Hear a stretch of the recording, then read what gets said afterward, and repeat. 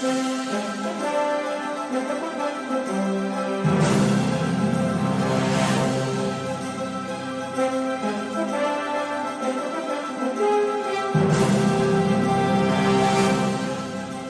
hello again and welcome to another episode of the Hyperion Adventures Podcast. I'm Tom. As always, I'm with my gorgeous, wonderful, intelligent, extremely hardworking, your question-loving wife and co-host, Michelle.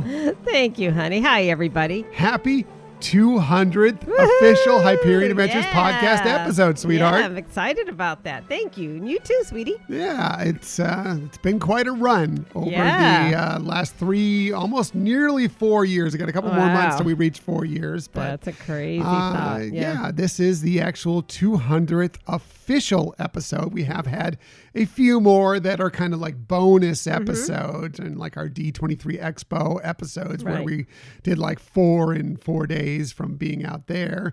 But what it really comes down to when we talk about official episodes, this is number 200. Yeah, that's exciting. And we appreciate those of you who are participating by asking questions. They were great questions. I don't think there was anything too personal. That was my big concern.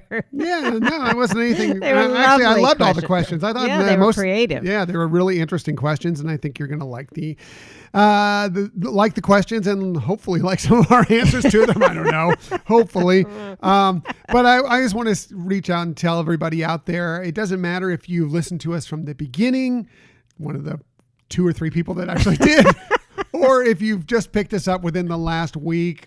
We are very happy to have you along on this journey we've been through so far through, now 200 episodes. Yeah. You've been so supportive of us and really encouraging us, and we really appreciate it. Yeah, so very much. You don't even know how much we appreciate it. I mean, we just, we like doing this every single week, mostly because it's just kind of a fun little hobby, a fun little get together, a little daytime date time for us on a Sunday where we like to record these things. But the fact that you are willing to, download these every week or every other week or whenever you do it and listen to us and comment and give us input and give us reviews and everything, it blows us away. So thank you so much. Yeah, totally. I couldn't say it better, honey. Thank you. Thank you. So I did mention we record these things on Sunday, and we are recording today's episode on Sunday, April 10th, 2022.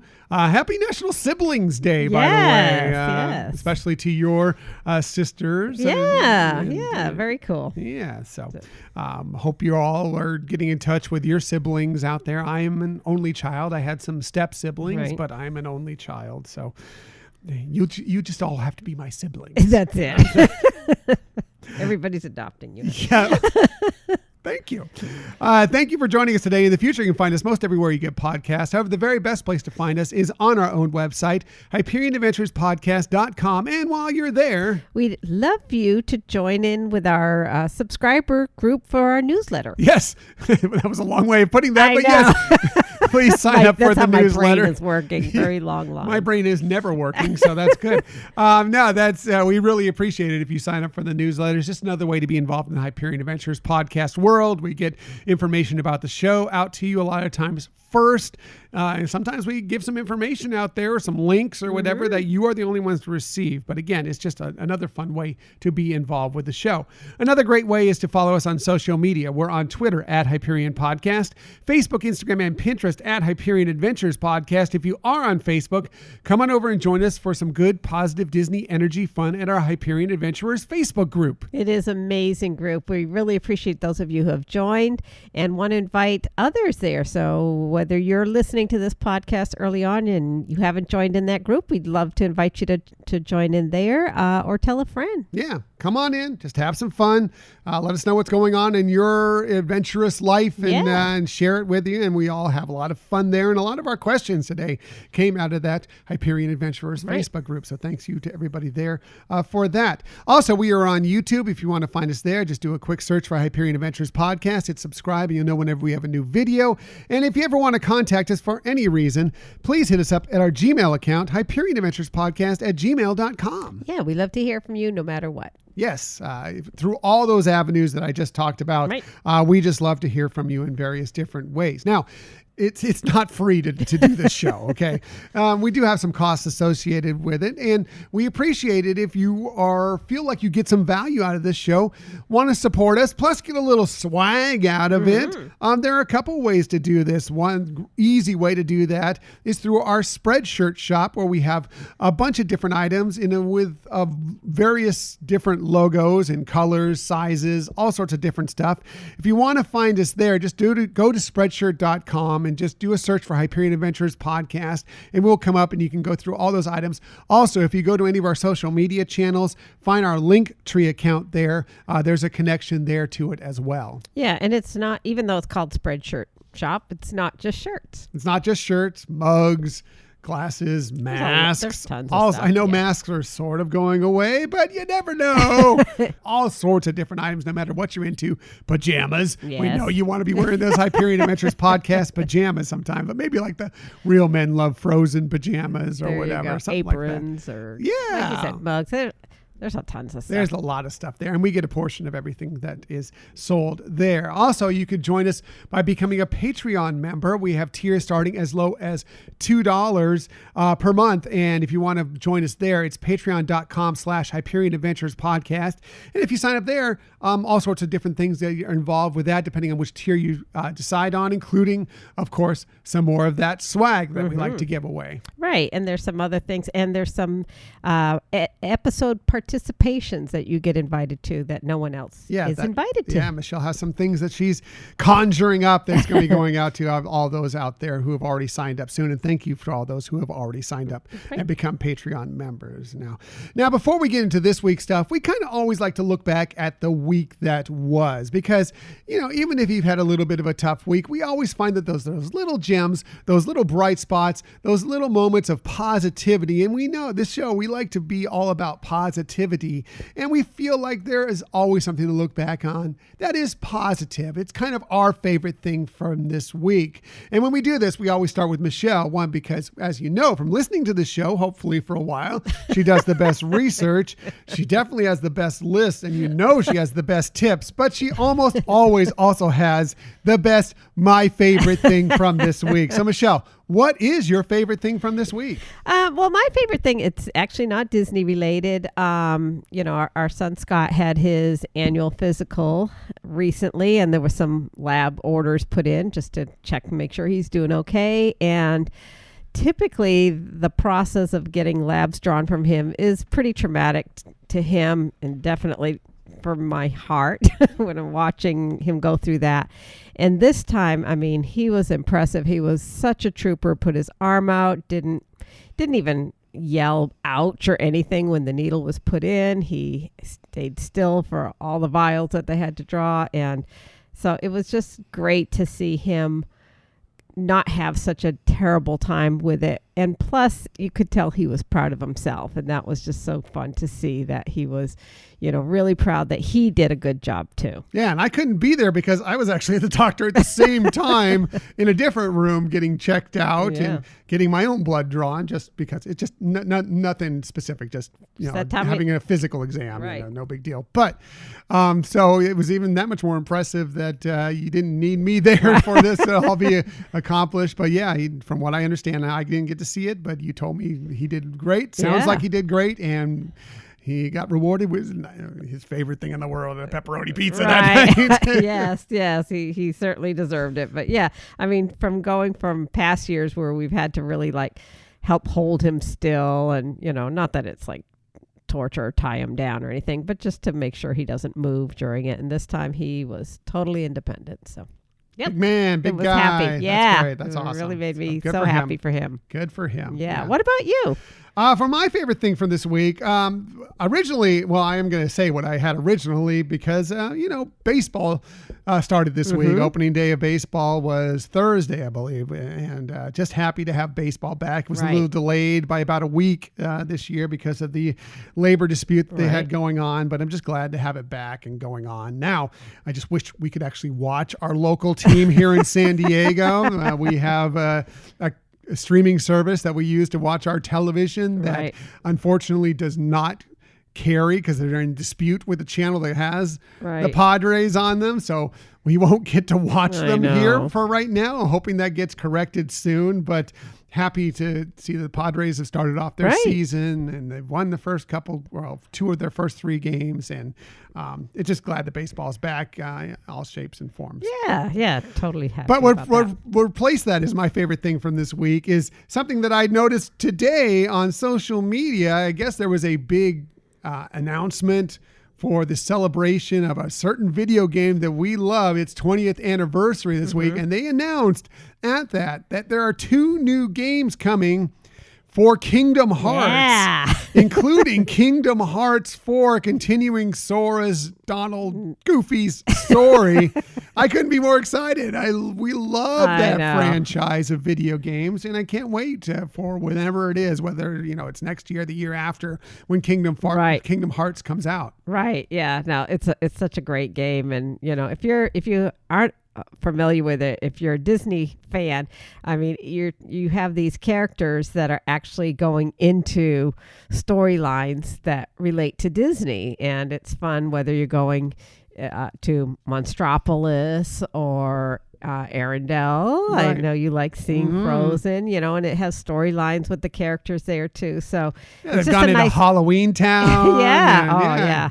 and, So Pirates of the Caribbean. yeah. Oh, that's a tough one. Yeah. Tough one to conquer, at least for me. But anyways, it's just fun to have that storyline and the Disney characters. Yeah. And so it's cool. It's so fun. I mean, it's a cross between Final Fantasy and Disney, and it's a fun series. We've enjoyed them from the beginning, and a couple years ago, 3 came out, and we couldn't have been more excited about that. Now with 4 on the horizon, it just thrilled that they're going to continue the franchise on. So. We did get my favorite thing from one of our listeners this week. This is from Scott in Minnesota, who hit us up in our Hyperion Adventurers Facebook group. He said, my favorite thing from this week is our spring break trip to Boston. That's close to your heart, Michelle. Right. Yeah, exactly. We walked the Freedom Trail, went out to the end of Cape Cod up to Maine for lobster dinner, but the highlight was lunch at Cheers, although nobody yelled our names as we entered, which was a little disappointing. Yeah, I can see that. Yeah. No, Boston is fun. Yeah. And that is a great place to go to that Cheers bar. I've been there. Yeah. Yep. Yeah. It's Well, I've never cool. been there, but I've been to Boston. Obviously, you spent some time in the Massachusetts area growing up. Yep.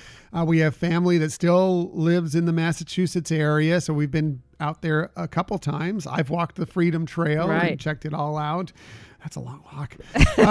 But you do see some really interesting stuff when you do it. And we obviously love Boston ourselves. Yeah, so. I'm glad he got to enjoy it and hope he had fun and safe travels. Yeah, very cool. Very cool. So that's it. Let's move on to this week's stuff. We have lots of stuff for you this week, including we now know when a highly anticipated Epcot attraction will be opening, and there's more great news about it if you're a Walt Disney World Annual Pass holder, a DVC member, or even possibly a D23 Gold member. We'll tell you all about that. Speaking of the most magical place on earth, there's a summer hotel deal that you might be interested in if you're also a fan of Disney's streaming service. And if you love the movie Encanto like we do, and you have a trip planned to the Disneyland Resort, we have some good news for you as well. But enough about that. Let's get about us. Not that all our episodes aren't about us, but let's go ahead and get to our main topic of the week.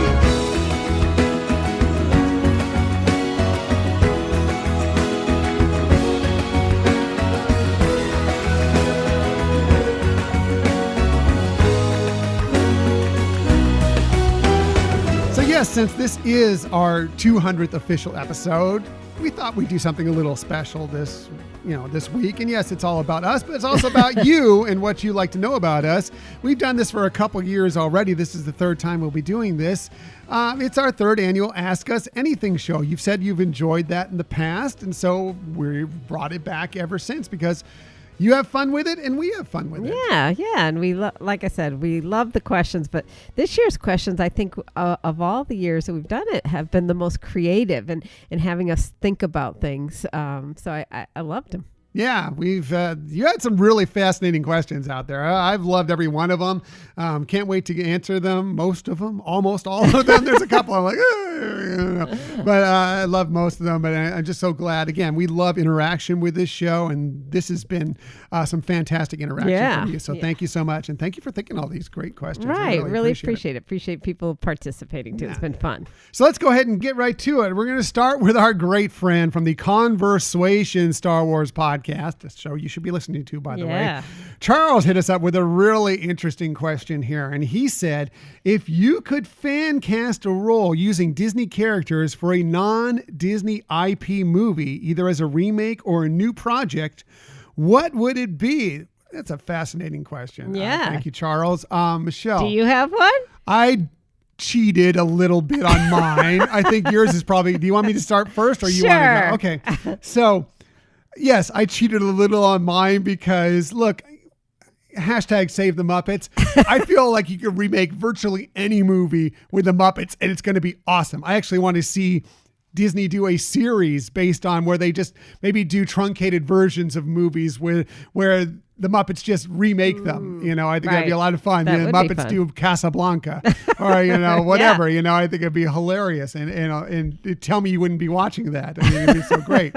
So I'm going to kind of go along that same route. Okay. And I'm just going to go ahead and recast Almost Famous, which is one of my favorite movies.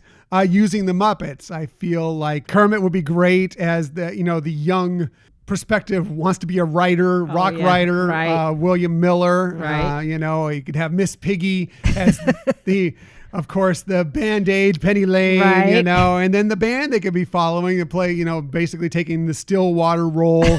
Could be Dr. Teeth and the Electric Mayhem. That would be great. Maybe you have, as Lester Bangs, you have like Fozzie, playing Lester Bangs. You could have,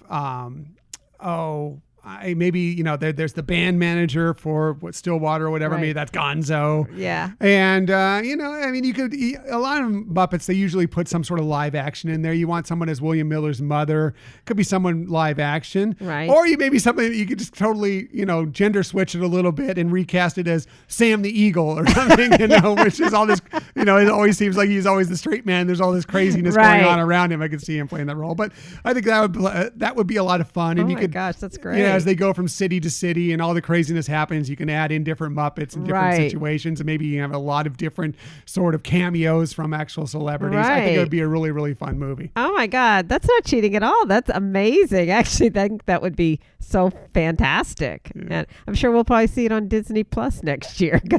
We've seen our other ideas make it to the screen. Always have an attorney on retainer, trying to figure those out. Right. Anyway, so what's yours? I want to hear yours because I know you've been really excited to talk about it. Well, I mean, it's funny because it's morphed. I had a whole other idea up until yesterday. And then yesterday I thought, no, I think, because this is one that I was toying with as well. But anyway, so I'll just go on with it. So I would say, a remake of Lord of the Rings, Fellowship of the Rings with Star Wars characters. Oh, wow. Okay, I can't wait to hear this. So,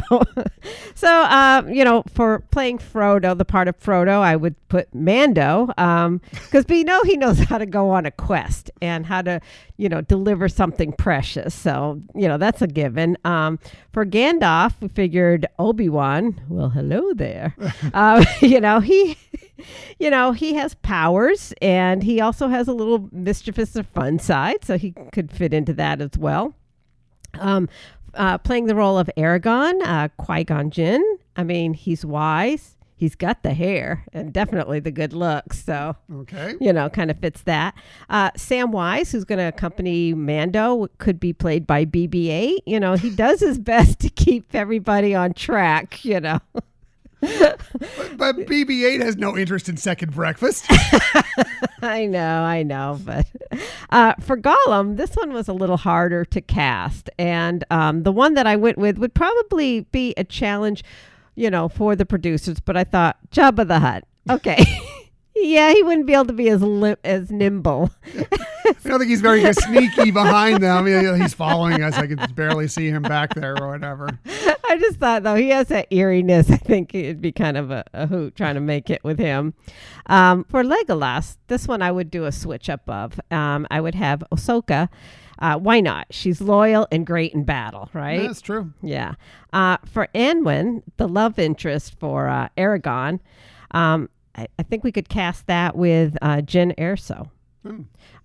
She's similarly strong, independent, but has a heart. And then lastly, because I know I could go on and on, but for Pippin Took and Mary, what is it, Brady Buck, something like Brandy Buck. For those roles, I would put Lando and Jar Jar Binks. Jar Jar. Figuring both of those haven't characters. had enough Jar Jar. I know. More Jar Jar, I mean, come on. apparently. They're both characters that are so funny and could get into a lot of trouble, and a little bit of slapstick there too. So why not? That's creative. I like it, honey. Thank you. I don't know. I really liked your idea with the Muppets and Almost Famous. The only thing I have a little problem with is the job. It's not going to work. Somehow that role, that's not going to work. I know. I'm trying to remember now who was the other. I think I put Kylo Ren at first as a potential. Like I said, that one was a little tougher to cast. Maybe maybe Salacious Crumb, the Kevokian monkey lizard, might do good as. Yeah, I mean, size-wise and everything like that. It's just trying to look at personality, but I agree that would be a better probably choice. And I like the idea of Jabba being. I just don't see him climbing all these mountains and sneaking around. Jabba's going to be like, done. I'm going to send somebody else to do that for me. I'm not doing this. Possibly. Yeah. So anyway, but I love it. Other than that, I think it's great. Yeah, I love that question. You got a lot of my favorite characters in there, so that's great. Yeah. So do you want me to go next with one? Or? Yeah. Why don't you go ahead and give us one or two next questions? All right. So let's talk about Sue. She's from our Hyperion Adventures Facebook group. And she seems like such a sweetheart. I'm hoping to someday have a meetup with her for sure. But she put, happy 200th show, guys. Loving the podcast as always. Thank you. And she also thanked us for her birthday wishes in our last show. Her question is, of the Disney parks that you have visited, what is your favorite attraction or ride and your favorite festival and why? You want to start? Sure. So, I did a favorite attraction. Although Rise of the Resistance obviously is the most impressive and immersive feeling. I would pick Web Slingers Ride. Really? Because there you actually are involved. It's just because you could beat me all the time. Well, that's a perk. Yeah. But you're really involved in it. It's you're not just an observer of it. You're a participant of it. And it's such a rush, and it's just like. And in terms of favorite festivals, the Festival of the Arts, I think, is just always one that we felt was kind of like the unsung hero, although I think it's getting a lot more love over the last year or two. Yeah, it's not as underrated as it used to be. People have kind of figured it out and now know that it's one of the best festivals. I mean, there's only 4 of them, but it ranks up there with all of them. And before it kind of would go by the wayside of like Food and Wine would go, and then people would wait till Flower and Garden, and they'd skip over Festival of the Holidays and the Festival of the Arts. Right. But I think people have realized now it's really good, and we got to get out to it for sure. Definitely. For sure. So, what about you? Well, Rise. I mean, if I'm going to talk about modern current attractions, there's nothing like Rise of the Resistance. It's my favorite. I enjoy it every single time I've gone on it. It's a wow every time for me. I love it so very much. Classic, it's Haunted Mansion. I love the Haunted Mansion so much. I'd also love Radiator Springs Racers. I think that's one of my favorites as well. I just so many attractions that I love at Disney. As far as festivals, I like the Flower and Garden. I think the most. I agree with you on Festival of the Arts. It's pretty close to that. But I love the topiaries. I love how the place is vibrant when the Flower and Garden Festival is going on. And, usually, especially if you hit it early in the year when it's first starting off, it's, you get that nice temperatures. It's not too chilly. It's not too warm yet. Right. It usually is kind of that pleasant time to be strolling around and checking everything out and just sampling some of the wonderful food and beverages while you're out there. It's kind of like why I like the Festival of the Arts. Yeah, I get that too. So. I get that too. Yeah, I agree with you on that. That's a good reason why we like it so much, is because it's pleasant to be out there walking around, because it's just that time of year when it's a little more temperate out there in Florida. So, exactly. All right. Very good. Why don't you go ahead and give us another question? All right. So also from our Facebook group, Donna, who wrote in, she said, first of all, congratulations. Thank you so much, Donna. Really appreciate that. And her question is, I know you don't have a crystal ball, but if you had to guess, how long do you think it will take Epcot to finish all the current work in their future world? And what do you think will get left out from their initial announcement?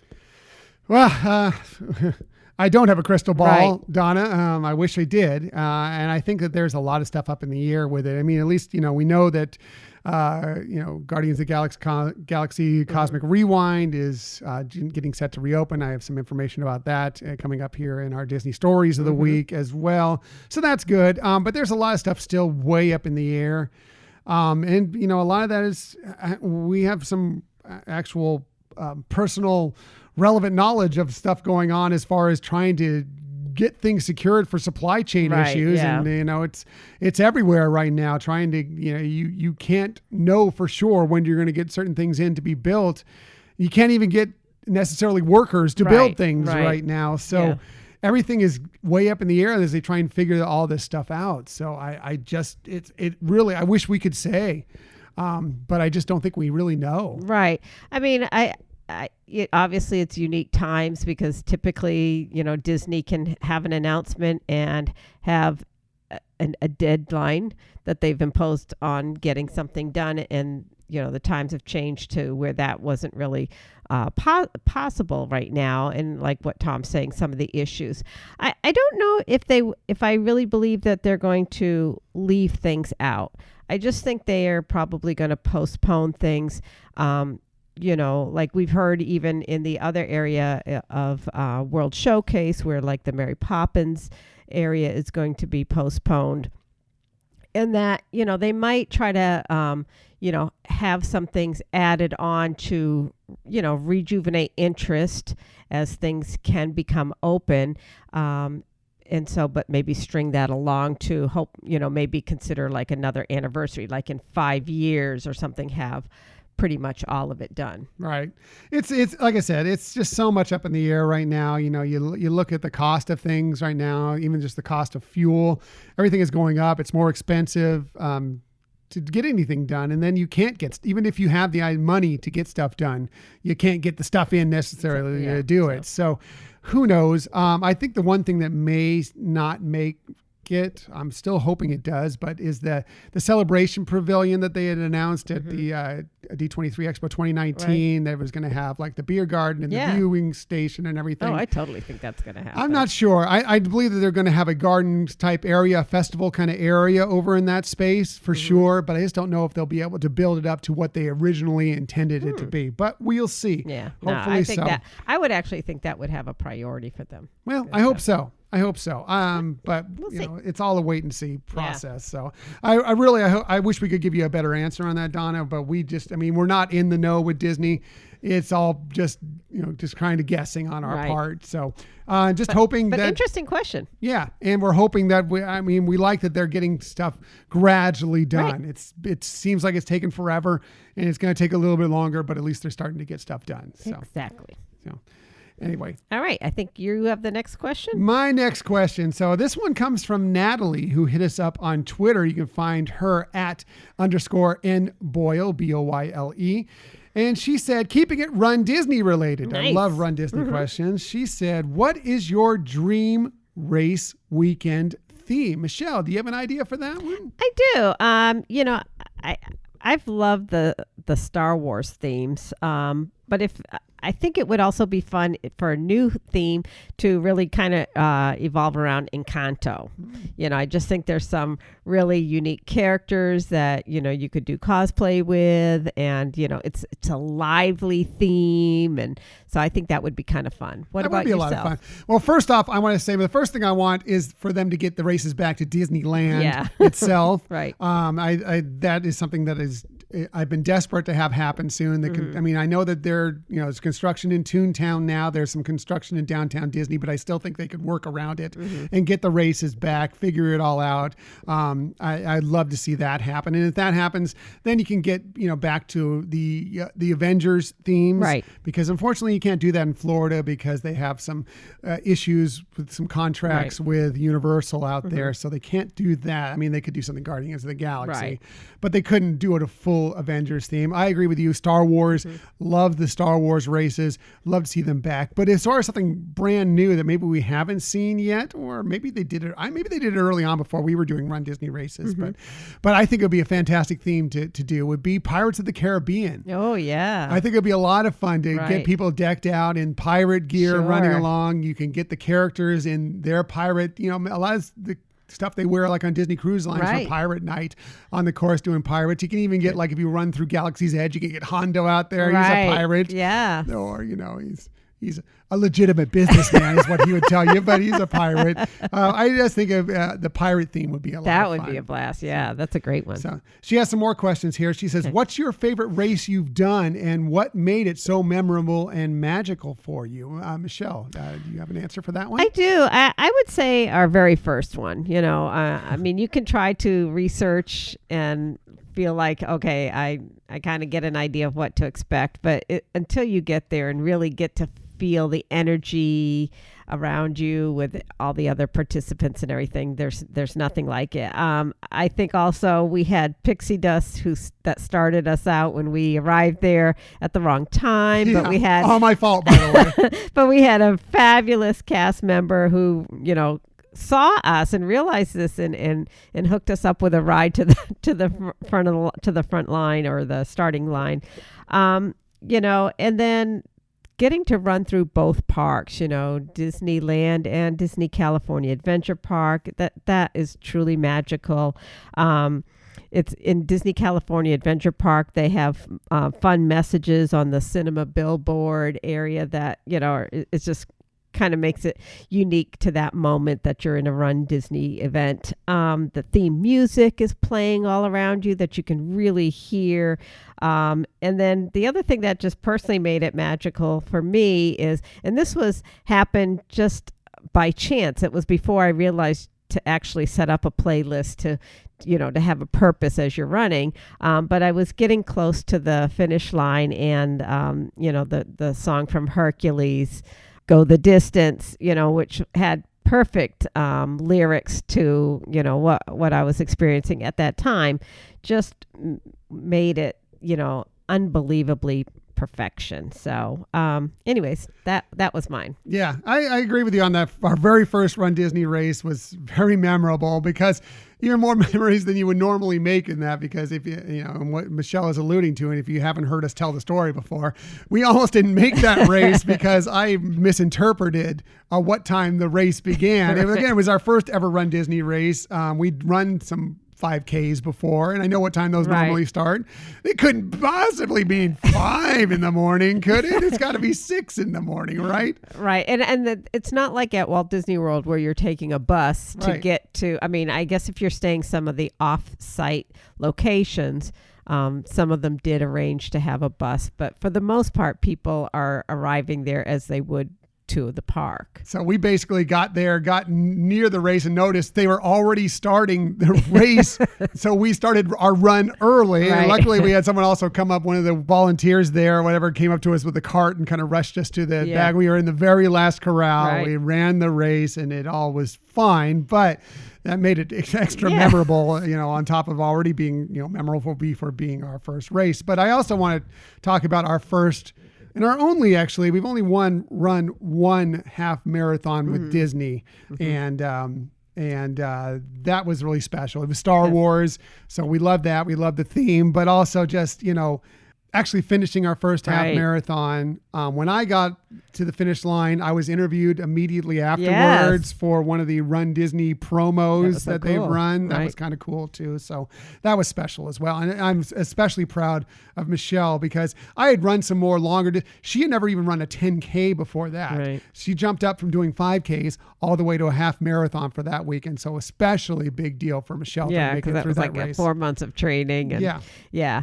Well, thank you, honey. But yeah, that was really special, and such a sense of accomplishment. So for sure. Yeah, for sure. So I have a couple more from Natalie. Nice. She said also, which do you like better, Disneyland or Walt Disney World Fantasmic? She says, I think there's a right answer here. Michelle, which one do you prefer? I do think she's correct that there is a right answer. Well, let's just say Fantasmic at Disneyland was updated. And when you're experiencing that, you're very close to the show. Because of where the location is, you're very, very close to all the action. So I think the feelings that you get there are pretty interesting. Yes, Disneyland all day long is the best form of Fantasmic, in my opinion. Other than that, the fact that you have to actually sit on the ground, that's the only, the sight lines aren't necessarily the best, but it is Right. the best version of Fantasmic Right. for sure, Yeah. in my opinion. Right. In my opinion, in your opinion. Yeah. If you like Walt Disney World's better, great. Yeah, I mean, they're both wonderful. So Yeah. it's just, some little things of preference that some people might have. For sure.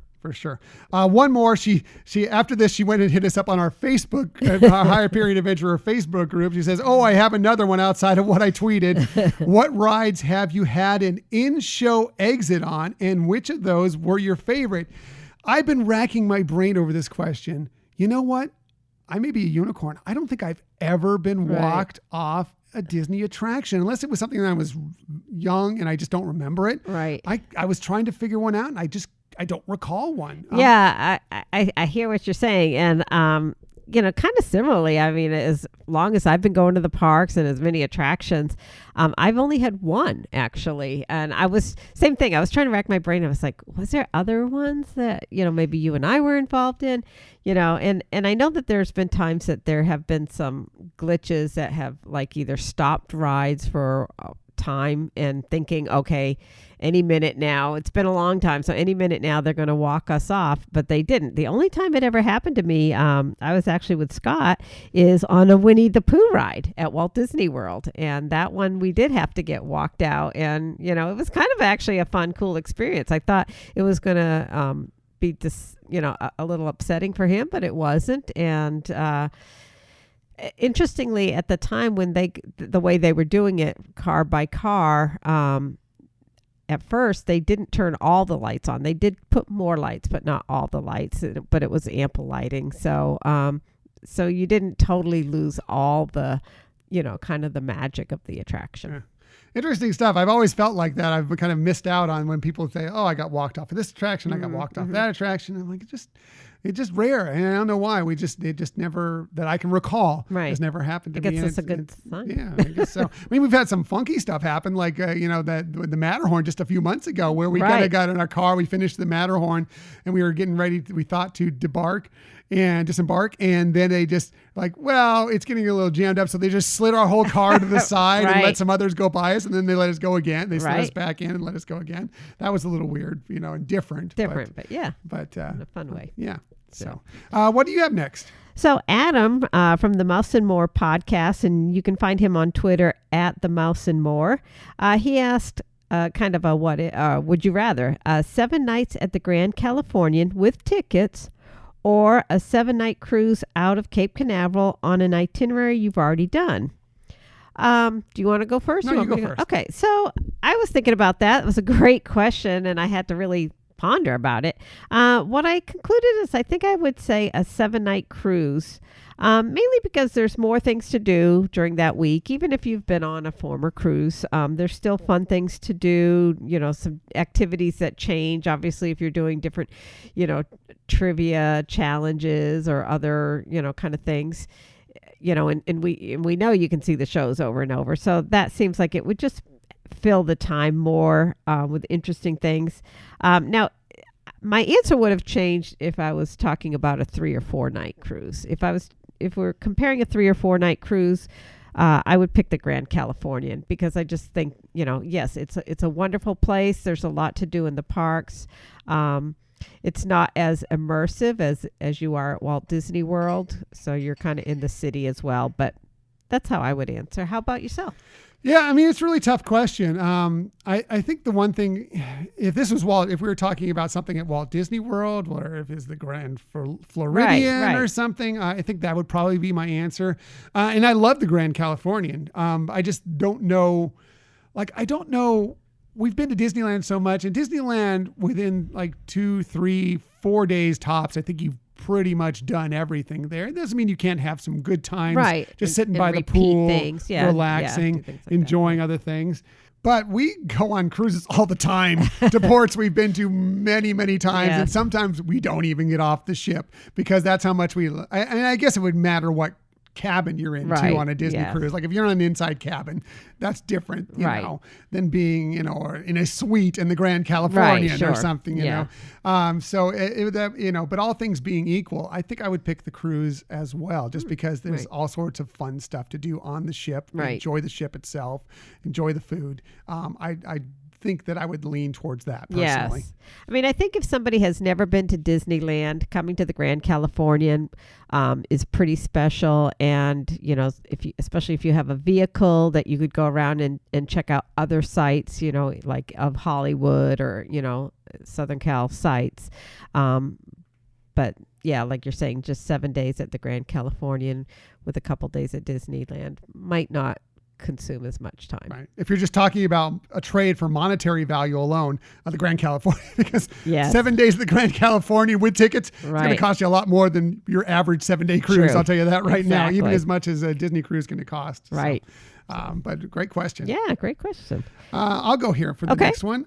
This one is from Scott, who hit us up in our Hyperion Adventurers Facebook group. And he said, first of all, congrats on 200 episodes. Thank you, Thank you. Scott. Appreciate it.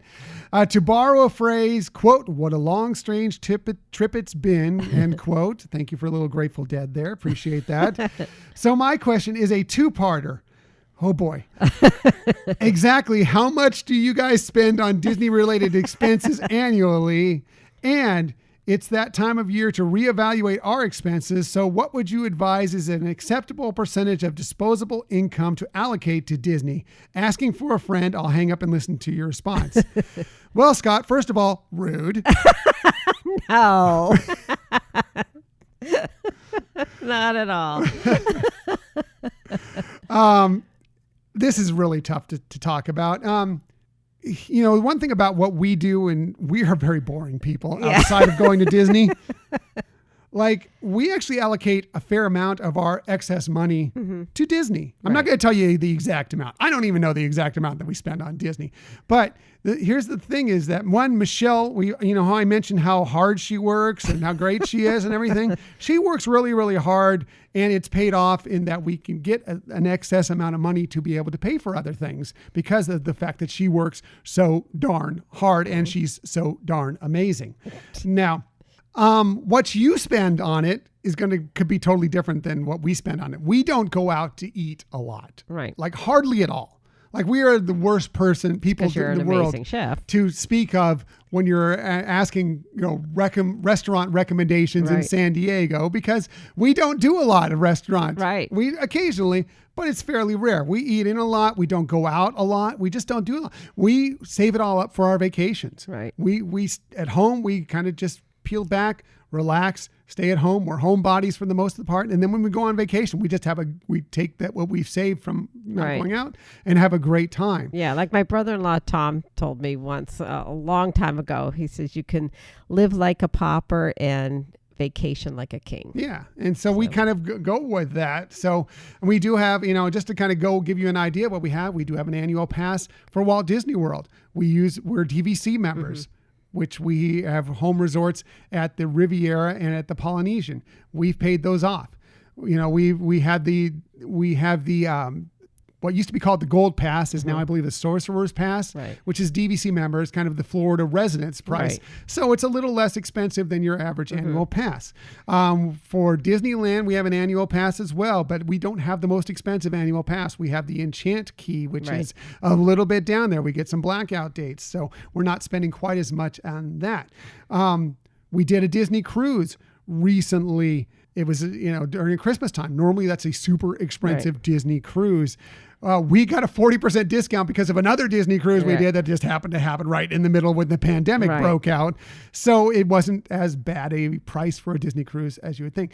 Basically is that, yes, we do spend a lot of money on Disney, but we still look for discounts where we can. We don't, like when we go and stay at Walt Disney World, we don't eat at every single spot. Like we don't eat breakfast, lunch, and dinner in the parks. We usually will eat lunch in the parks.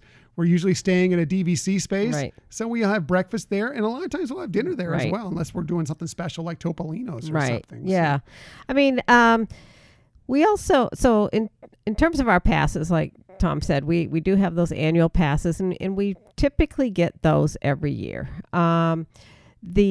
The cruises, we don't always do a Disney cruise. So sometimes we'll do a Disney cruise and then like another year or two later, we're doing another cruise line that is not as expensive or as elaborate as a Disney cruise. And that's just, kind of how we spend some of our vacation time. Or some of them, like Tom said, with our DVC ownership, that we go to the resorts that way. So, but it's funny because it's hard to get DVC rooms at Disneyland if you're not already with, your hotels, your home hotels as either the Grand Californian or the Disneyland. Excuse me, that's the only one. Yeah, the only Grand California now. The Disneyland Hotel has one coming. Right. Yeah. Yet. So, a lot of times we'll stay at an offsite hotel. That's, things like that. If we do spend the night, right? We're within driving distance. So a lot of times we just drive up and drive back. Yeah. And we do spend from time to time money on some artwork or whatever. But so we do like some art pieces. The majority of our artwork is Disney, but not all of it. And it's a lot of it. Stuff we haven't even been able to put up on the walls yet. But we like Wyland, there's different things too. So, but I think Tom really, really got the essence of it how he explains. I mean, we very rarely go out to dinner unless we're going with friends or something like that. Tom's an amazing chef. And so then it's lucky for me because it's wonderful food. It's restaurant quality food, but we also know what it is, its source, etc. So there's a lot of good things about that. So I think the bottom line in terms of how much is an acceptable percentage of disposable income, it would just maybe say whatever your current disposable income is for, just having great experiences with people or your family, kind of say maybe a portion of that could involve Disney. Yeah. It's going to be an individual response for everybody and how much they want to do, I thought it was a fun question though. Yeah, it is a good question. A lot of people, like to buy coffee every day, from a shop, I'm not going to give a name of a shop, but you know what we're talking about here. And you go out and you get that every day. That adds up, stuff like that. We don't do that. Right. Things like that. We just don't. We don't spend a lot of money outside of, we live in a condo when we could probably afford a bigger house, even in California. Yeah. But we've decided to keep it here for now. And, that's just kind of that's been allowed us to have a little bit more money to go when we could have been putting that more into a mortgage, essentially. Right. So now another thing that we'll admit to is, one with reservation system, you can't just like spur the moment like we used to be able to do, spur the moment, go up to a park.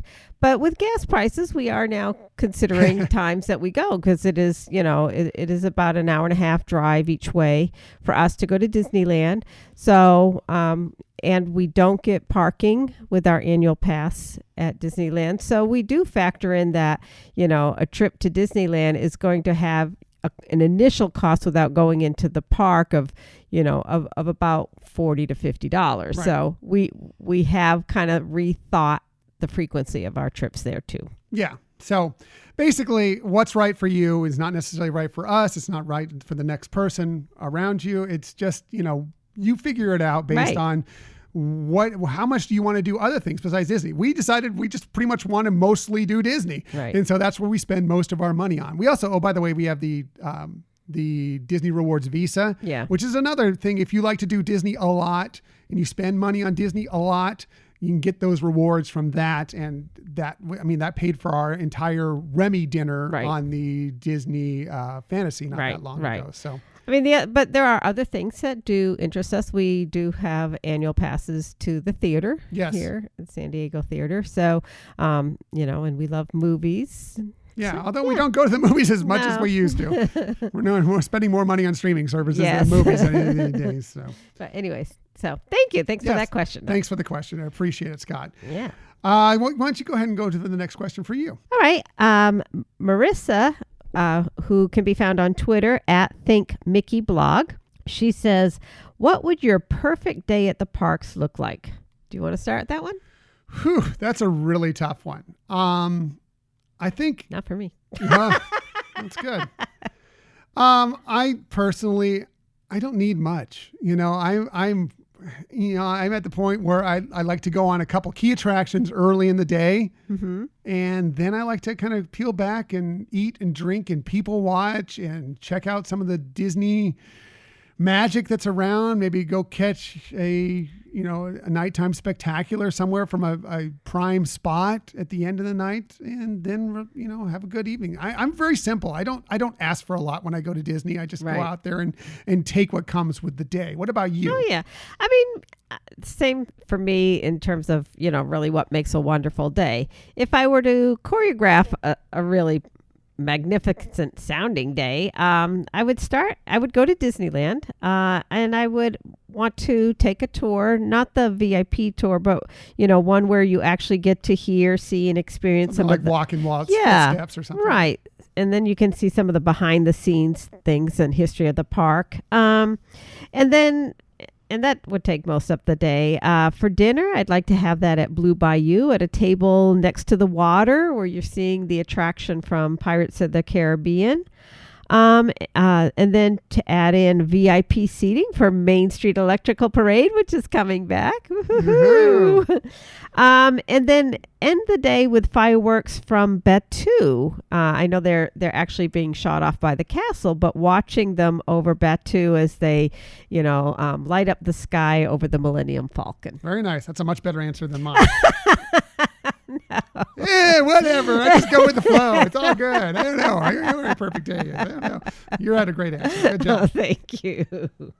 All right. Is it your turn or my turn? I guess I'll go again. Okay. This is from Ryan, who, by the way, is our winner of our Hyperion Adventures podcast, Disney Songs Madness Tournament Bracket Challenge.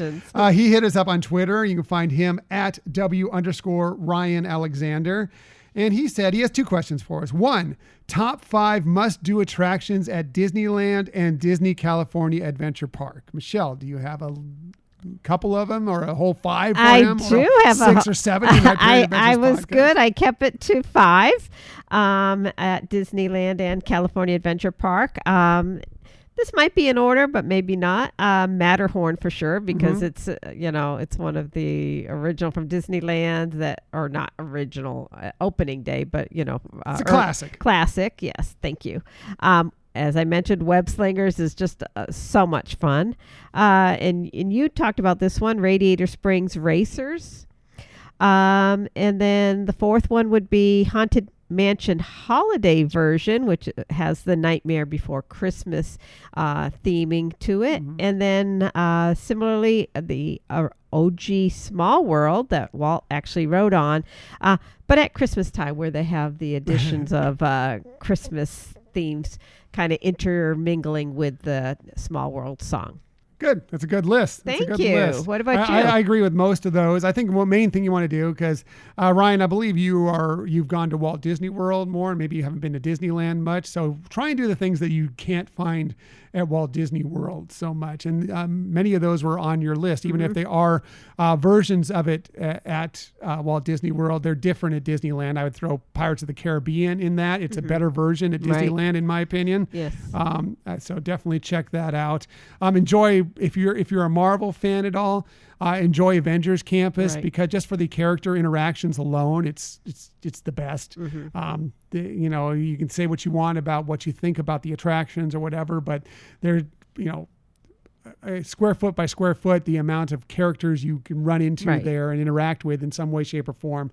I haven't seen anything better, and how they consistently are changing them all the time. It's so really cool.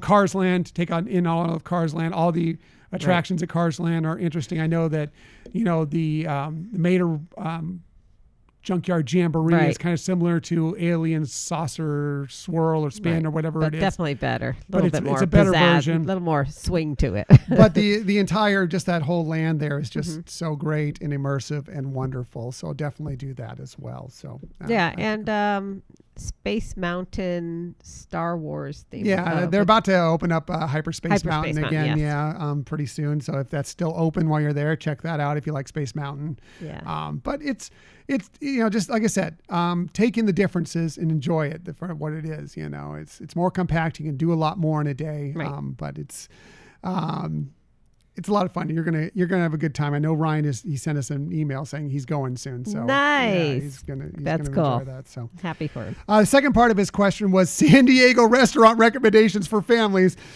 We were just going over how we don't eat out a lot here in San Diego, so we don't have a lot of recommendations. But I will give you one that I can think of right off the bat, and that is that there's a restaurant that's right on the harbor, right in between where the Star of India, the San Diego Maritime Museum is, and where the USS Midway Museum is. It's the Brigantine. It's a version of the Brigantine. It's a chain restaurant, but they have one that's right on the water there.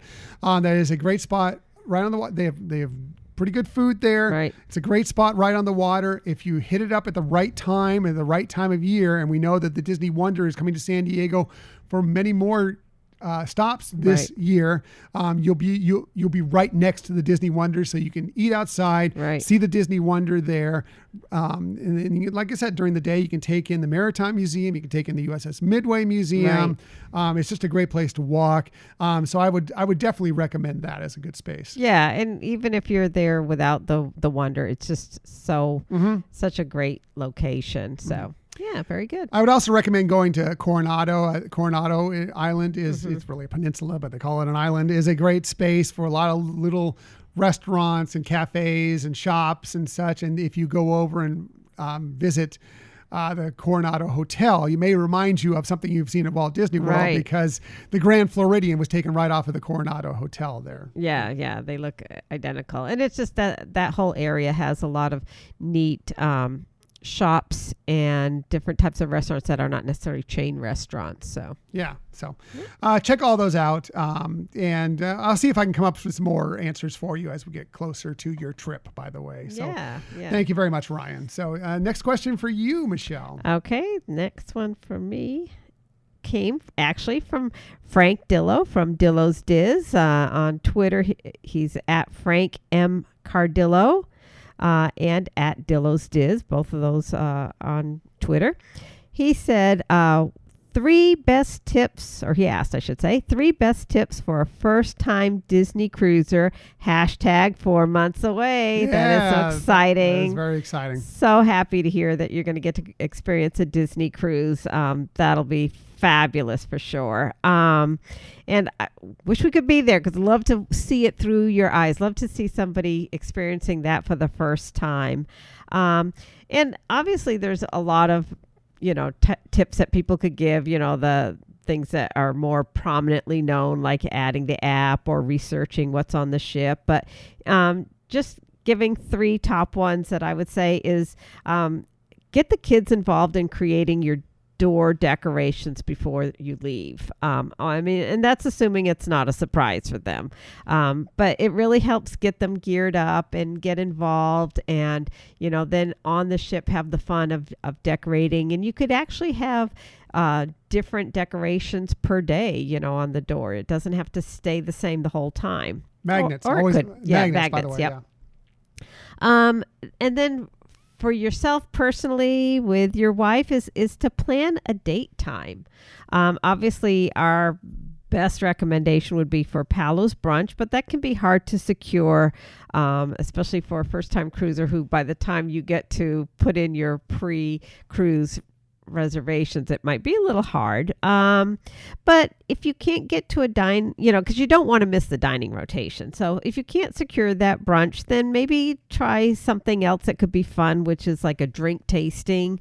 And again, pre-cruise reservations might be a little tougher to get, but once you're on board, usually people's plans change and you can get onto one that way.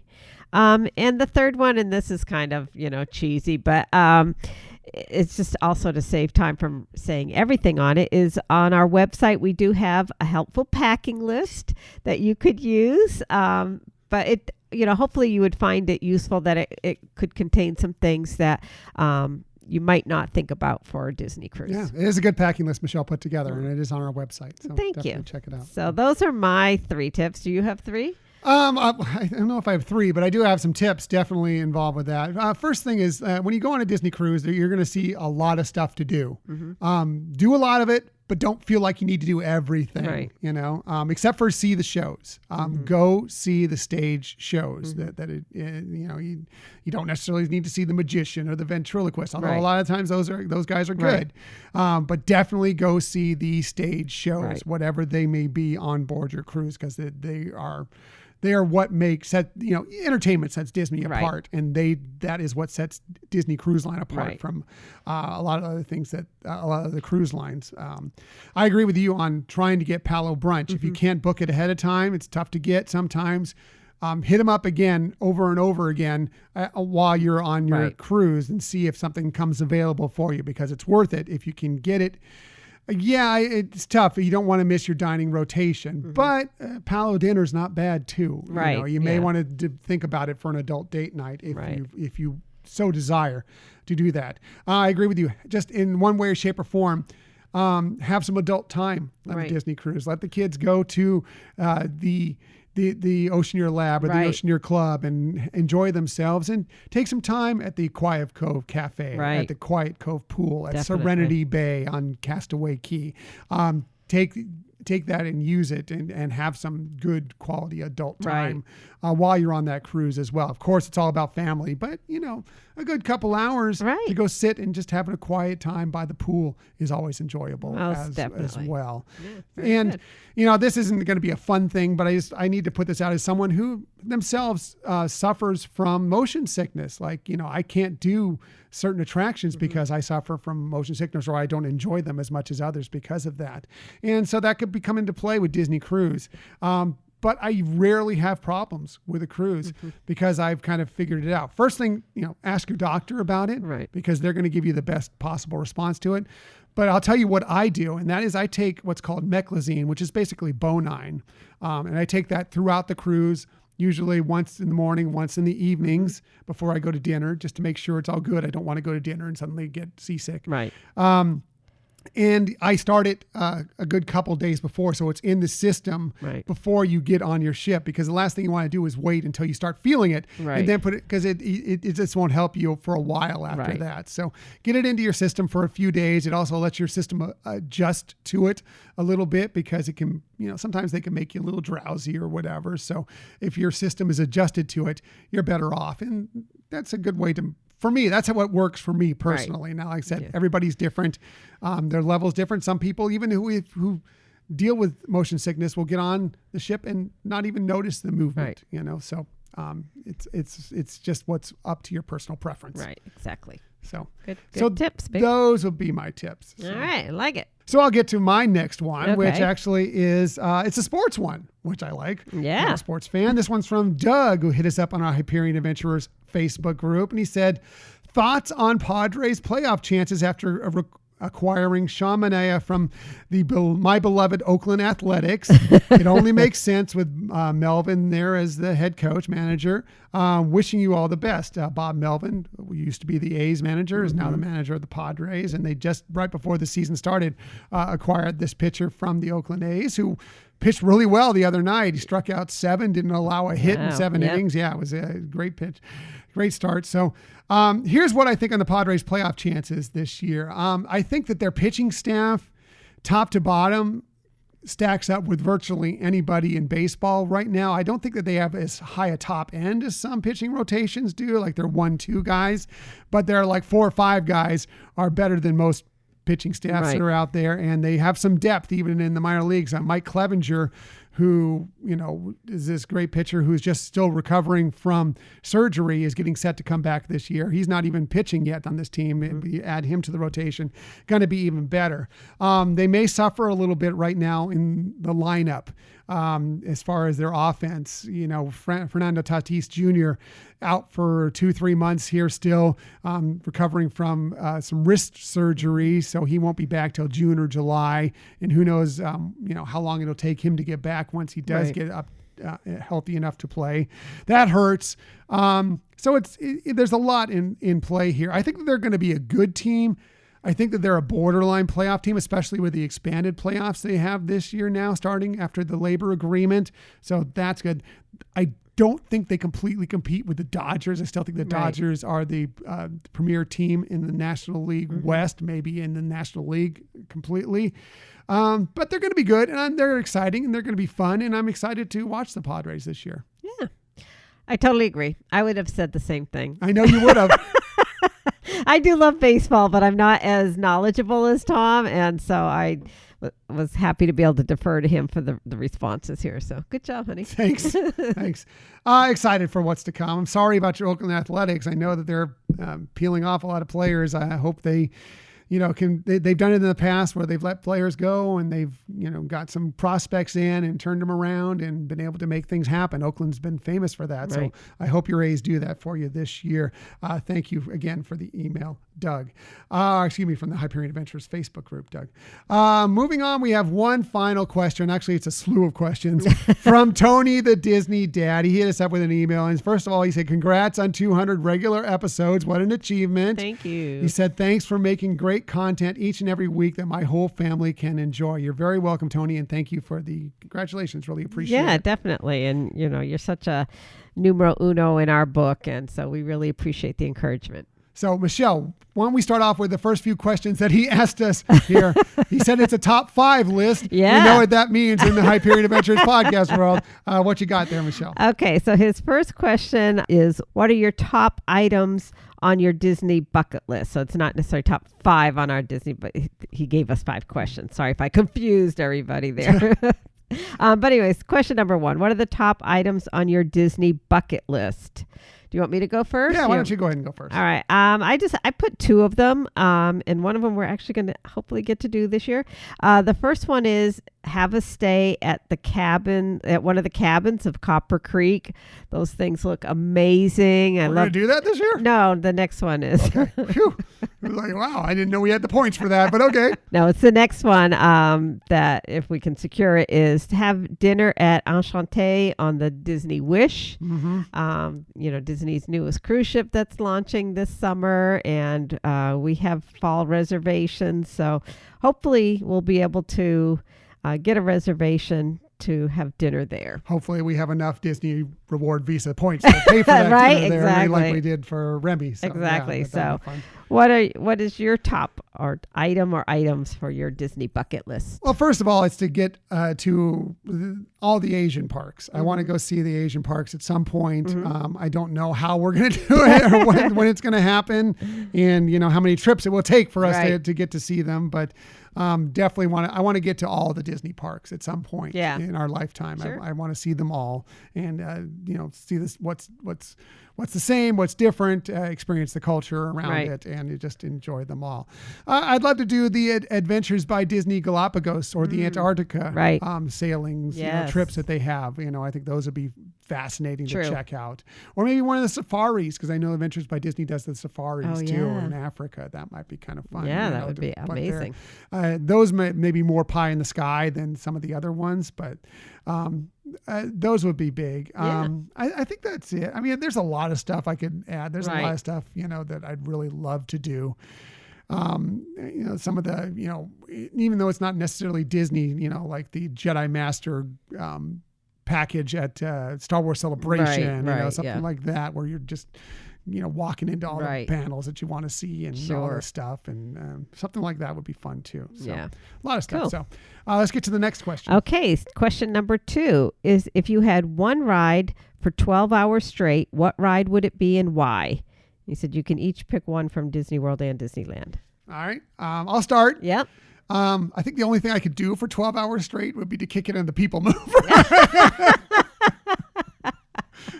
Like, funny. I could relax in the People Mover because, one, it's just relaxing ride, but there's so many different views, and it constantly, because I mentioned earlier, I love people watching. Right. It would constantly be changing and watching the people as you're going around. It. It wouldn't be strenuous. It wouldn't be like a thrill ride. So it wouldn't be.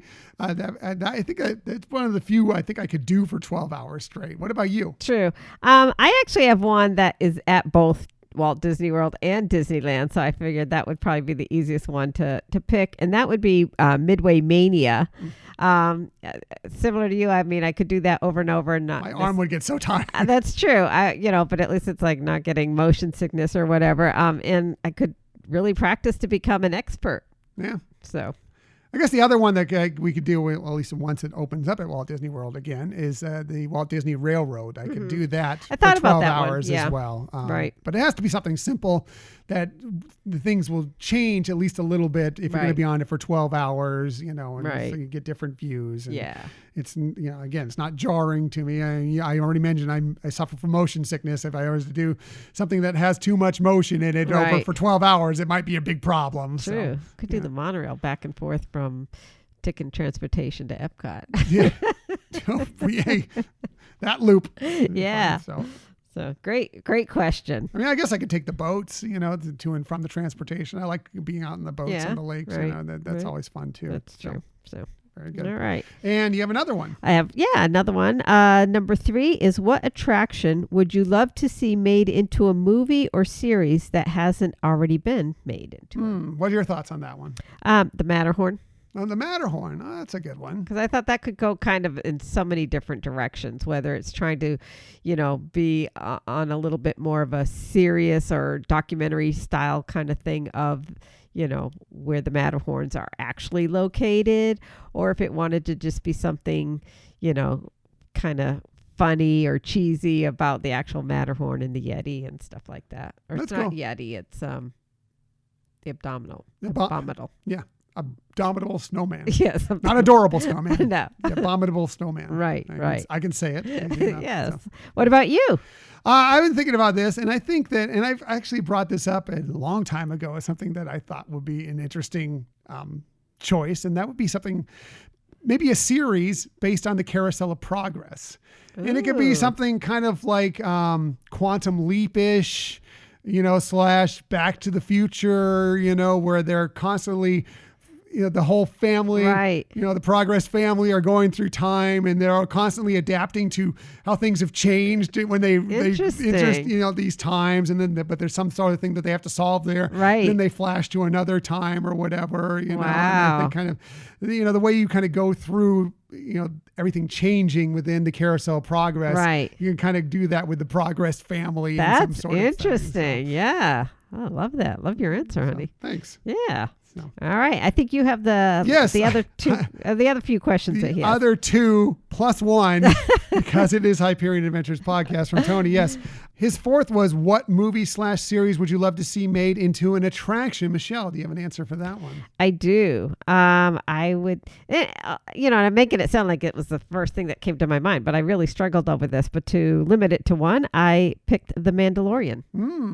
I think that would kind of be a fun attraction to have different types of experiences through and see different characters, because there's just so many rich characters that came out of that series. Nice. I love that. Ooh, Love thanks. that. What about you? For me, it's all about Encanto right now. I think we need Encanto in the parks. I would love to see, we've been talking about it for a while, that maybe there needs to be another pavilion within World Showcase. And I've mentioned before in the past that, there's not really a lot of South American presence there. Virtually every other country has some sort of North presence of the equator. within, even Africa is in there with Morocco. True. Yeah. And there's just not really much. And I always thought it was going to be Brazil, and Rio or something along those lines. Right. But now with the success of Encanto and how it's become, they're saying it's going to be a franchise. Right. Maybe you have Colombia there, in a land, and open that up, and then you can have some sort of like the La Casita, walking or doing a dark ride through the Madrigal house. And how fun that would be. True. So I'm sold on that right now. That's a great idea. I think we need I've been sold for a while that we need South America within World Showcase, and now I've shifted from Brazil to Colombia, because of the fact that Encanto has done so well. Excellent answer. So his fifth question is, which land is your favorite and why in Walt Disney World's Magic Kingdom and Disneyland? Michelle, do you have an answer for that one? I do. So I would say at Disneyland, it would be actually Galaxy's Edge, which is in Disneyland, in the Magic Kingdom here at Disneyland. So I love the atmosphere and the food, obviously. And then the greatest part, too, is when you walk out, you're still at Disneyland. So that's a pretty win-win-win all the way around. And at Walt Disney World, my favorite land at Magic Kingdom would be Adventureland. I think it has the nostalgic attractions and definitely one of our favorite restaurants there. So that would be mine. What about for you? For me, so at Disneyland, I agree with you on Star Wars Galaxy's Edge. Love it, but I discounted it because you can also find it at Disney's Hollywood Studios at Walt Disney World. True. So I took it out of the equation. I went with something that's only at Disneyland, and that is New Orleans Square at Disneyland, because I think the theming there is spot on. Right. It's beautiful. It's really great. Plus, you have two of the best classic Disney attractions right there within it, in Haunted Mansion and Pirates of the Caribbean. Right. I love that little area of the park. I think it's fascinating. They leave the decorations up through the holidays into Mardi Gras. It looks spectacular. Yes. I love that spot personally. That's a good one. At over at Magic Kingdom, probably my favorite spot is Frontierland there. It's got the Country Bears in it, which we don't have at Disneyland anymore. So I kind of like getting to go see that more. Still has Big Thunder as well there. Like, we enjoy Big Thunder a lot. I almost want to do Liberty Square, except for that it just needs a little more to me. It's got the Haunted Mansion, which I love, and I just love hanging out in Liberty Square. But it just needs, the Hall of Presidents, okay, fine. Yeah. But it just needs something more. If the Muppets would come back and do their show there again, I might have said Liberty Square. But for now, I'm going to go with Frontierland. Yeah. No, that's a good one. I had struggled with Disneyland because I actually wanted to say Tomorrowland. I think it has, that's where Star Tours is. Their Autopia is really great. Much better than Tomorrowland Speedway. Right. It's longer and more interesting turns and things like that. It has the submarines there. Yeah. So, I mean, that kind of, that's like if I were to do an A and B, that's what I would have picked. I see it. I mean, they still need I don't think it needs it as badly as Magic Kingdom's Tomorrowland, but they both still need some refurbishments, some updates, but I know what you're saying. Yeah. So. Finally, his final question is, why are Michelle's lists the best lists? I've already explained it. She's awesome. All things great in the world. She's just the best. So she has the best of everything. Oh, you're just so sweet. My answer to that is they're not really the best. Totally. But I will say that. She's also the most humble. No, I do always try to give my very best. And I like to be thoughtful of, what I think, the listeners would really want, and definitely to pour my passion into the episode. So, and you do, for sure. That's why you do the best research too, and that's why you have the best list, and that's why you definitely have the best tips. You're sweet. Thank you. And she's also the most humble. But no, thank you, Tony. Yeah. He went on to say, congrats again, and here's to 2,000 more episodes. Thank you, Tony. So sweet. Love the wonderful feedback and the encouragement for us. And so that's it for our questions and answers, our Ask Us Anything episode. Wow. We had a lot of questions, a lot of great questions. We've run really long on it, but that's because your questions were so darn good. Exactly. And we really appreciate everybody's participation in it. So, and even though this was the Ask Us Anything episode, if you ever have questions for us, we are always happy to answer them. Right. Hit us up on social media. Hit us up through the Gmail account. We are happy to take your questions any time of year. Yes. We love interacting with you. Yes. So thank you again. Thanks, everybody.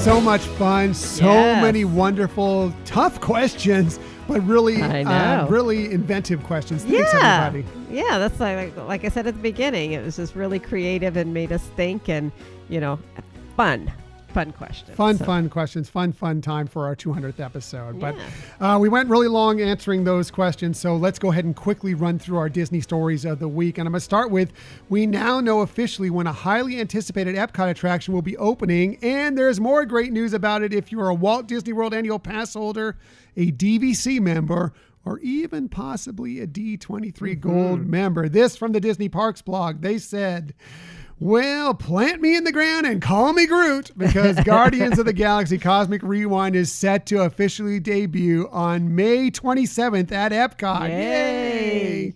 We went ahead, that day I went ahead and made us a park reservation for May 27th, just in case, hoping to get there a little earlier, though. I'll talk about that here, because better yet, there are chances to get a preview of this exciting family-friendly coaster for Walt Disney World Annual Pass holders and DVC members.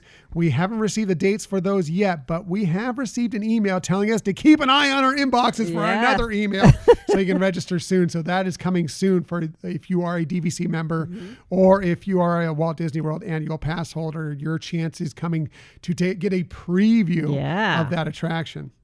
So that's exciting. Yeah.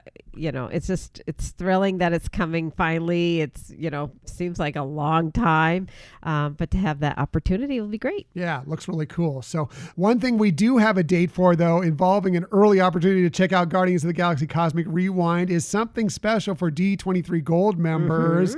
This from D23.com. They say, take off on an intergalactic chase through space and time as D23, the official Disney fan club, invites you to be among the first to experience the all-new attraction, Guardians of the Galaxy Cosmic Rewind. Not only will D23 Gold members be able to experience the attraction before opening day, but this event includes even more magic so you can make the most of the Walt Disney World 50th anniversary celebration. Now, there's a lot of things involved in this, and actually the price isn't that bad. A lot of times when they do one of these, it's like, okay, but it's $250 per guest. Yeah. It's not that for this. You may be interested in this if you're a D23 Gold member. They say, first off, you'll check in at the main entrance where you'll receive your complimentary after 4 p.m. park admission and a commemorative credential. You'll have some free time to stroll around and sample the Epcot International Flower and Garden Festival with a $20 dining card. After the sun has set, we'll gather around World Showcase Lagoon for a reserved viewing of the nighttime spectacular Harmonious.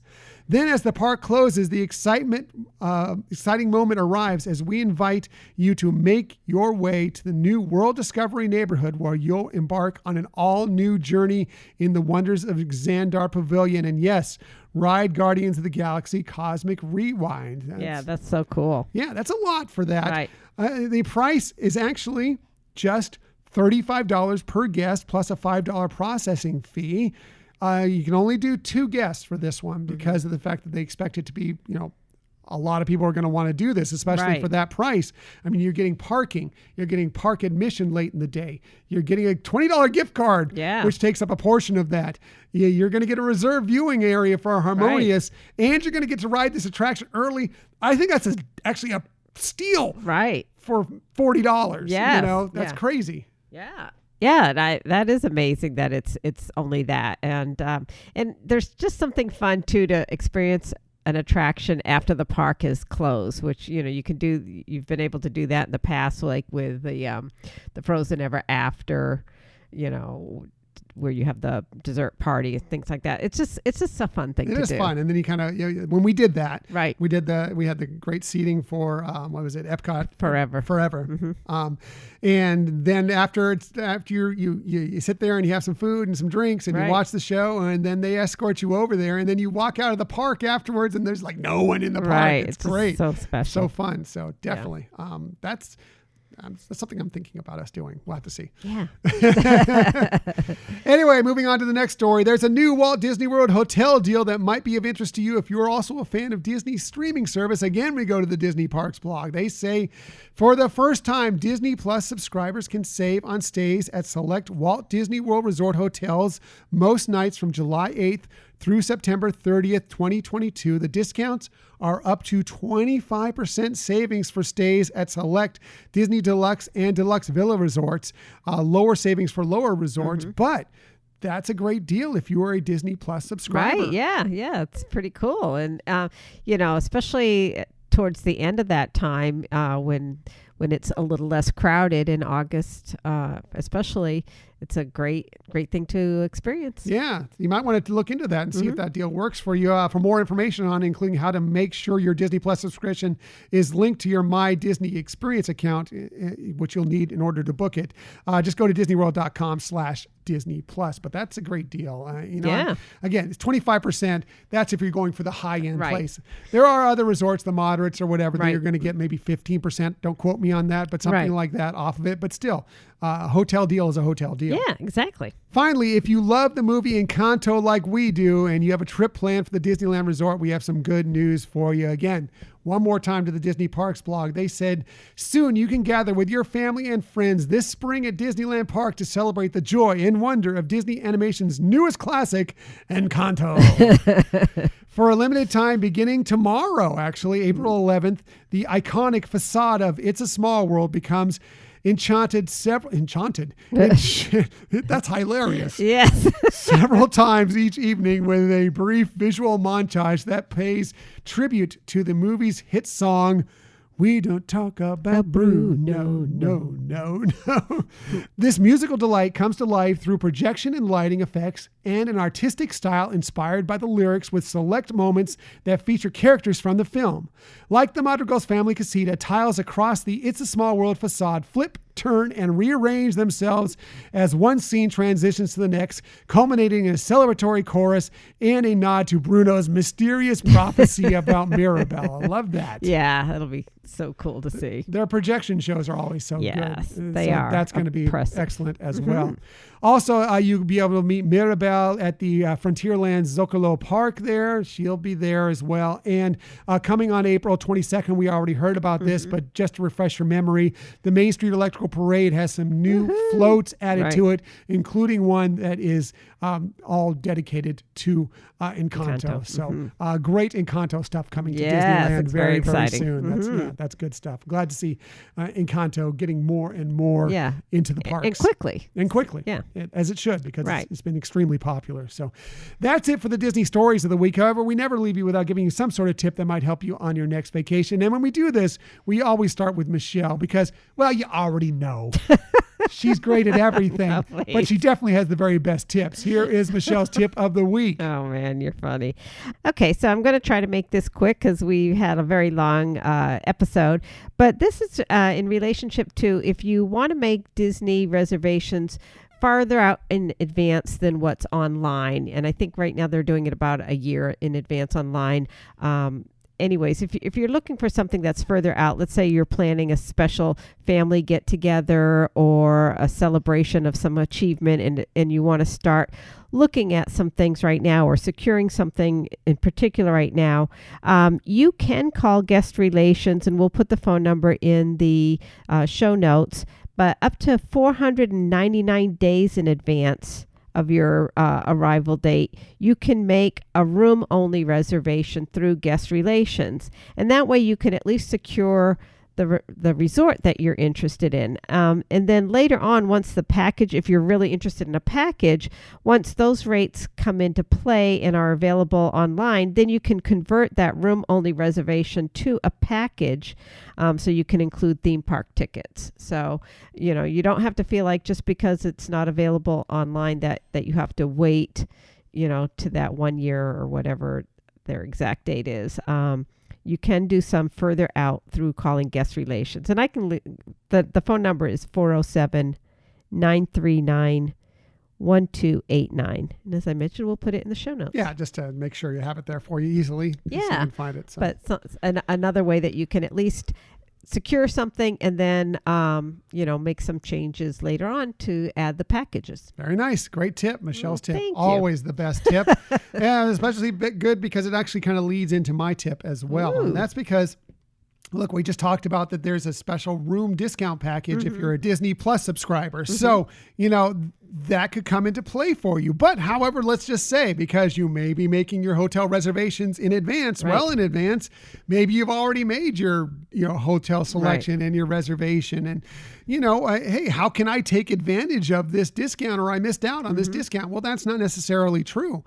You can possibly change your hotel reservation to include this discount. And it's actually not that difficult to do as long as you have your deal. Of course, obviously staying in a Disney resort, and it's attached to your My Disney Experience account, which it should be. Just go to the My Disney Experience app and then check the My Plans portion of it. You'll find your resort stay there, and there should be a link there that says change, where you want to change something within that. It'll lead you to, if you click that change link, it'll lead you to other options for your resort, for your rooms that are available for you. If the discount you're looking for is available for you for the room that you like, for the resort that you like, you can look at it, see if it's better, click on it, boom, changed. That new rate is what your rate will be going on forward. However, some of these discounts, they apply to different resorts, sometimes different rooms too. So keep that in mind. You may want to go in there and check on it, have an idea of what your original rate was, look at it, see if it's better. Maybe, you like a particular room. Maybe you like a particular resort. You don't mind paying a little bit more for it. Then you might want to stay with it. If you don't mind switching around a little bit, then, go ahead and do that. Find what's best for you. And you can change your selections up until not that far ahead of your actual trip if you need to. So take advantage of it when these discounts drop, because this isn't the only discount that's going to drop depending on how far, you're out there. They drop these things fairly regularly. They come up. So. Exactly. So that's it for this week. Next week, well, it's going to be Easter when we're recording. Yes. So we hope you're having a good, happy Easter week. What a better way to celebrate that day than with Easter eggs. I'm not talking about the hard-boiled and decorated kind, although, we kind of like those too. Now we're talking about the various Disney Easter eggs that can be found in the movies. Yeah. So that'll be fun. Yeah. So we're going to go through and pick out some fun Easter eggs in various Disney movies that maybe you've seen, maybe you haven't, and you want to go back and watch and check them out. Exactly. So that'll be a lot of fun next week. So as for today's show, we appreciate that you joined us today. In the future, you can find us most everywhere you get podcasts. However, the very best place to find us is on our own website, HyperionAdventuresPodcast.com. And while you're there, please sign up for our newsletter. Please sign up for the newsletter. Just another way to be involved in the Hyperion Adventures podcast world. Other great ways is to follow us on social media. We're on Twitter at Hyperion Podcast, Facebook, Instagram, and Pinterest at Hyperion Adventures Podcast. If you are on Facebook, come on over, join us in the Hyperion Adventurers Facebook group. Yeah, it's a great group that we really enjoy celebrating everybody's fun. And if you're not on it, please join. If you are, please invite somebody. Yep, just a great space for some good, positive Disney energy fun. Also, we are on YouTube. If you want to find us there, just do a quick search for Hyperion Adventures Podcast. Hit subscribe. You'll know whenever we have a new video. And if you ever want to contact us for any reason, please hit us up at our Gmail account, HyperionAdventuresPodcast@gmail.com. Yes, you can drop us a line for anything. Anything, just to say hi, whatever you want. We appreciate being in contact with you in all these different platforms in any way you prefer. So For sure. So that's it. Thank you for listening to another episode of the Hyperion Adventures podcast. We look forward to sharing some time with you again next week. Until that time, I'm Tom. I'm Michelle. And we hope that you have a magical week. Bye.